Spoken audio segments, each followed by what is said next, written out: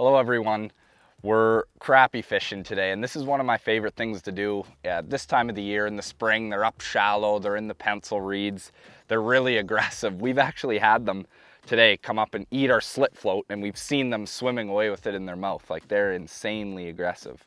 But I wanted to go over sort of our slit float setup, because we have our slit float setup super dialed in, and it's quite important to have like it sort of set up properly so you can do this kind of fishing and be as effective at it as possible.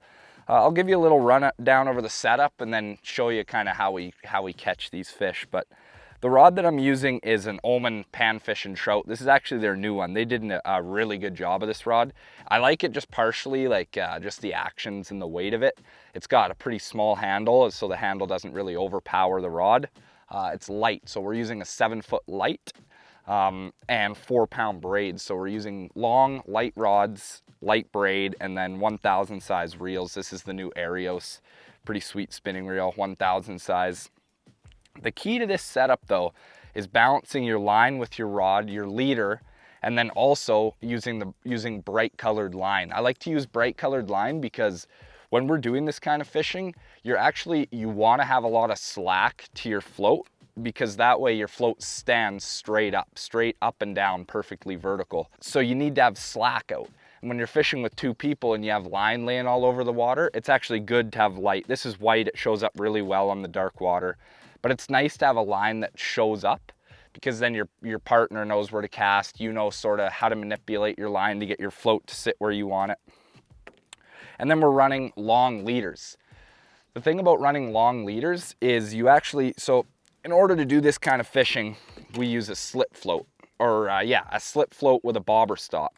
So we'll put a little bead in front of the slit float, and then that'll bump up against the bobber stop, and that'll prevent our bobber from going any higher. So right now, that's kind of how deep I have it set. My bait will sit this far down over top of my, underneath my bobber. But the thing is, when you're fishing these fish in the springtime, they can be reasonably unpredictable in sort of the transition periods, and you don't know exactly how deep they're gonna be. So you wanna tie on a long enough leader that you're able to slide this bobber stop up and down your leader, because if you tie your leader on, you won't be able to go past your knot with a tight bobber stop. The other thing too, if you put a bobber stop on braid, it's really slippery and it slides all around and you never really get a secure bobber stop. Another thing to keep in mind when you're doing this kind of fishing is matching your jig head. So these are VMC Tubby Jigs. They're perfect jigs. They're little tungsten jigs with a tiny little hook. This is just a little trailer on it, but they're just tiny little hooks and with a reasonably heavy tungsten head. But what you need to keep in mind is that when you're using these bobbers, you want it to be like a hair trigger. You want your bobber to be almost sinking, but just floating enough that it, like if a crappie touches it and even just bumps it, it's able to pull it down with almost no resistance. So really when they grab this bait and they start swimming with it, they have no idea that that there's a float above them and they're pulling a float down.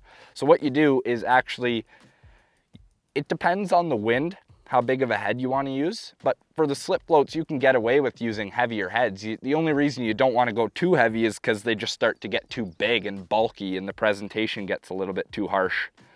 But when you carry around a wide selection of jig heads like this, you want to carry around a wide selection of bobbers, floats. And what you do is you can play around. After a while, you'll kind of get used to which heads go with which floats. But you want to fine tune this. You want this float to be sitting perfectly in the water, perfectly vertical, but you don't want it sinking. You only want to see, so on the top of these bobbers, there's usually bright colors. On this one happens to be like red and chartreuse. And then there's a little white line. You actually want the water to be up to that white line. Somewhere in this black line right here is perfect. If it's in there, this is perfect. This is a hair trigger. You'll be able to see it from a long way away because you've got that really bright little piece above the water, and any little movement with your jig affects this bobber. It's not overpowering. If it was too big, a fish could bump it and you'd have no idea. And also if they grab it, they feel too much tension and they tend to actually spit it. The other thing too that I like to do is if you're fishing deep water and you have to reel your bobber stop through your guides, I like to cut these when you're casting. It's not ideal, but if you have to cast with your bobber stop in your guides, I would cut these short. But actually when we're fishing really shallow, sometimes you cast in so shallow that there's not enough water to sink. Like this would hit the bottom and then the bobber stop doesn't even make it to float the bobber.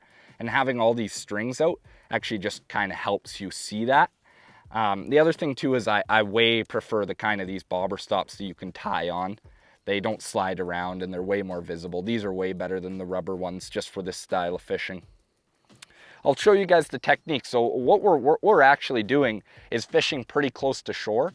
These fish are actually getting ready to spawn and they're coming in really shallow. You can tell because a lot of the males will actually get really, really dark, which is really cool. I love seeing them like that in the spring because it really only happens when they're spawning, but they're up shallow. The other interesting thing too is a lot of people will pull in and try to look for them visually, but you can't see crappies. So just keep that in mind when you're trying to find a good spot. And we're fishing lakes, good healthy population of crappies, and we're sort of keying in on either whether it's wood, whether it's lots of weeds, pencil reed beds. We're finding those good spots on the lakes, going in and picking them apart.